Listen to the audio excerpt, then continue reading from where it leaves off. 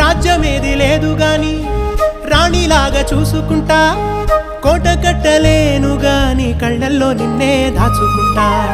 రాత ఎట్లా రాసి ఉన్నా ఆ మార్చి నీతో రాసుకుంటా.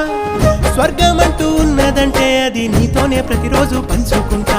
నిన్ను గన్న మీ నాన్న కన్నా అల్లారు ముద్దుగా సాదుకుంటా. నీకు కోపం వస్తే కొంత దూరం ఉంటా, నువ్వు గీత గీస్తే నేను దాటనంటా. కంట నీరు కంటి రెప్ప దాటకుండా కాటుకై కావలుంటా. రాంబాయి నీ మీద నాకు మనసాయనే.